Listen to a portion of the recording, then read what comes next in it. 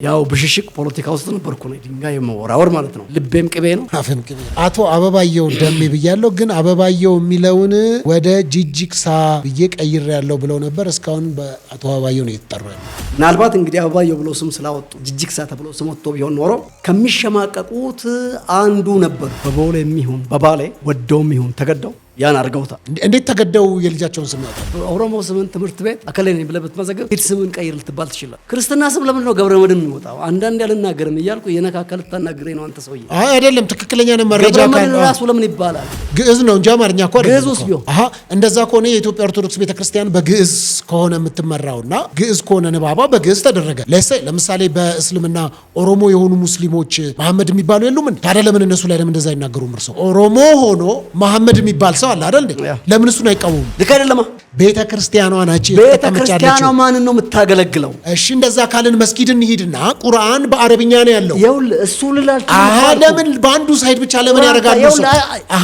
ሰፊ ህዝብ አለ፣ ሰፊ ህዝብ አለ። አይደለም ፈረንጆች አሁን ቸርቻቸው ውስጥ በሚዘምሩበት ጊዜ ይደንሳሉ። ብሬክ ዳንስ ዛት ኢዝ አወር ካልቸር። ለእግዚአብሔር ዳንስ እና ሽብሸባ ብቻ ማን ነው የወሰነልን? ረገዳ ለምን? ረገዳ ምንድን ነው? ጭፈራ አይነት ነው። የኦሮምኛ ጭፈራ ነው።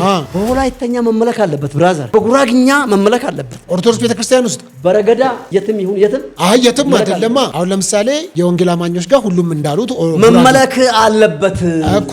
በፕሮቴስታንቱ መካከል እሱ ይመለካል። ለምሳሌ ኦርቶዶክስ በሆነ በረገዳ ነው የሚያመልኩት። እኔም አብሬ ጨፍሬ ስላየው በሽብሸባ ጨፈሩ። እርሶ አቶ አበባየው ተው እንጂ ዱሮ ልጆኝ እኮ ገባኝ። በሽብሸባ ጨፈሩ። ይመቻል አሁን ራሱ ሽብሸባ ለመደነስ። ወላይተኛ እየጨፈረ ለእግዚአብሔር ክብር አንድ ነገር ልንገር፣ በእናትህ ቁጭት ውስጥ እያስገባኝ ነው። ውልደቶትም ወደ አርሲ አካባቢ እንደሆነ ተናግረዋል። ሙስሊሞችም በብዛት አሉ እኔ ያየሁትን። ታዲያ እዛ አካባቢ ሲያድጉ ጓደኛዎት የአካባቢ ሰዎች በአረብኛ ነው የሚጠሩ። ለምን አልተቃወሙም ታዲያ? እሱንስ ቢሆን አሁን ይሄንን ጥያቄ ሳነሳ፣ ምክንያቱም ተመልካቾችም ለምን እንደዚህ አይነት ጥያቄ አያነሳም ብለው ሊያስቡ ስለሚችሉ ነው ማነሳው። ኖርማሊ ችግር የለም። አሁን ለምሳሌ ልጆቼ ስም እንግሊዘኛ ነው። የእርሶ ማን ነው ስማቸው? ለምን ስማቸውን ካሉ እርሶ ካመጡት እንስማው። ስማቸው እኮ እንግሊዘኛ ስማቸው ምን አልኩ። አንዱም ሲያነሱበት የነበረበት ምክንያት እንጀራ አልበላም ለ3 ቀን ብቻ ነው ያቆምኩት እንጀራውን። አሁን ግን አቆሜዋለሁ። አሁን እንደገና አቆሙ እንጀራ? ምን ነው? ምክንያቱም እንጀራ ጤናማ ምግብ እንዳልሆነ ደረስኩበት። እንጀራ ጤናማ ምግብ አይደለም።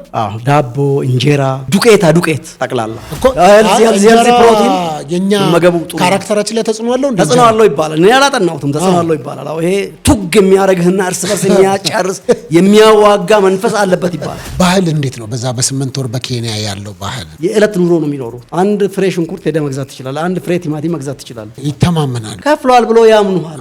አሁን እዚህ ቢሆን እንዴት ይሆናል? ዴታ ላሳየ ማጅራት ነው። መጀመሪያ ኮሪደሩን ጽድት ያለ መንገድ ሲረግጡ ምን ተሰማሁት? ዱባይ መሄድ አያስፈልግም እያልኩ ነው። እንግዲህ የዘንድሮ ምርጫ አለ። አይ ቲንክ ከተወሰነ ቀን በኋላ ምን እያሰብኩ ምርጫው ብልጽግና መመረጥ አለበት። አይ ሪሊ አፕሪሺየት ጠቅላይ ሚኒስትር አብይን አለማመስገን አይቻልም። መልአክ ነው ብዬ ደግሞ ኤክስትራኦርዲነሪ አእምሮ አለው ብዬ እንደ ኢህአዴግ ዘመን ሰዎችም አላጨበጨቡት። ግን ጎበዝ መሪ ነው። ዲሊቨር የሚያደርግ መሪ ነው። መለስ ዜናዊ አይተኬ ነው እንዳሉት አይተኬ ነው ልል አልችልም። ቢያንስ የሚተካ ከ140 ሚሊዮን ሰው ባይኖር እንኳን እኔ ያለው